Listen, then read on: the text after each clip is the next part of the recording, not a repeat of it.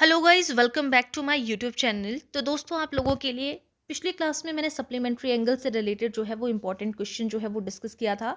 तो वैसा ही supplementary angle से रिलेटेड आज की क्लास में भी हम क्वेश्चन डिस्कस करेंगे। आपके पास क्वेश्चन है, यदि कोण 5y प्लस 62 डिग्री और 22 डिग्री प्लस y संपूरक कोण तो हो तो y का मान ज्ञात कीजिए। इफ द एंगल, दो एंगल है हमारे पास, दो एंगल की हमारे पास हमें पता है कि दो एंगल होते हैं सप्लीमेंट्री एंगल में। जब हम बात करते हैं तो दोनों एंगल्स की वैल्यू हमारे पास दी हुई है। फाइंड द वैल्यू ऑफ, हमें यहाँ पे जो है वो y, find the value of y की वैल्यू हमारे को जो है यहाँ पे फाइंड करनी है ना। यहाँ पे 5 लिख दिया है, 5 नहीं होगा, यहाँ पे y होगा। Find the value of y की वैल्यू पुट करनी है। तो इसको किस तरीके से होगा, चार ऑप्शंस आप यहाँ पर देख पा रहे हो। जो चार ऑप्शंस है इसी में से आंसर बनेगा। तो देखते हैं कि क्या हमारे पास जो है आंसर बनेगा। देखिए किस तरीके से सॉल्व करेंगे। तो हमें पता है कि दो सप्लीमेंट्री एंगल के बारे में बात करते हैं तो वह दो सप्लीमेंट्री एंगल की वैल्यू कितनी होती है, 180 डिग्री होती है। तो यहाँ पर दो वैल्यूज़ दी हैं हमारे पास। एक दी है आपके पास 5y प्लस 62। दोनों को जोड़ेंगे क्योंकि दो सप्लीमेंट्री एंगल, दो एंगल्स को जोड़ेंगे, 90 एंगल 90 एंगल जोड़ा तब तो 180 हुआ। तो हमारे पास एक की वैल्यू दी है हमारे पास 5y प्लस 62 डिग्री। दूसरे एंगल को भी जोड़ेंगे तो वो कितना है आपके पास 22 डिग्री प्लस वाई। ठीक है, ये हमने जोड़ा।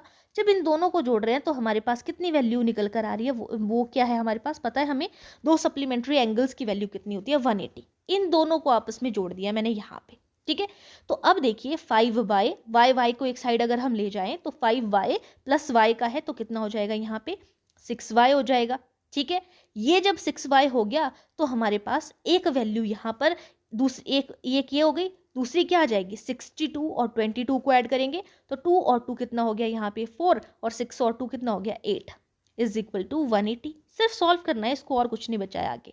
तो यहाँ पे 6y हो गया। अब दूसरी साइड क्या है 180 है, प्लस का 84 है, माइनस का 84 हो जाएगा। और यहाँ पर 6y कितना हो जाएगा, जब हम 180 से 84 को माइनस करेंगे, 180 से माइनस 84 को करेंगे तो 96 आ जाएगा। करके देख सकते हैं आप। ठीक है, उसके बाद अब y है, यहाँ पे 6 मल्टीप्लाई का है, दूसरे साइड जाएंगे तो किस चीज़ का हो जाएगा, ये डिवाइड का हो जाएगा। तो यहाँ पे आप करोगे 6 1 जा 6, 6 1 जा 6, 3 कैरी हो गया और ये कितना आ गया आपके पास यहाँ पे। तो यहाँ पे 6 कितने जा हमारे पास जो है वो 36 होता है, तो 6 जा होता है। तो यहाँ पे आ गया आपके पास आंसर 16। तो हमारा option number A correct answer हो जाएगा यहाँ पे। आई होप आप लोगों को सारी चीज़ें अच्छे से समझ में आ गई होंगी। अगर नहीं आई है तो मैं आप लोगों को एक बार फिर से बता दूं, जब भी हमारे पास सप्लीमेंट्री एंगल का कॉन्सेप्ट आता है हमें पता है कि सप्लीमेंट्री एंगल्स की वैल्यू कितनी होती है। दो एंगल होते हैं हमारे पास 90 90 के, वो होते हैं हमारे पास सप्लीमेंट्री एंगल, टू एंगल्स। तो दोनों एंगल्स की वैल्यू हमें यहाँ पे दी हुई थी, वो हमने यहाँ पे डाली 5y और 62।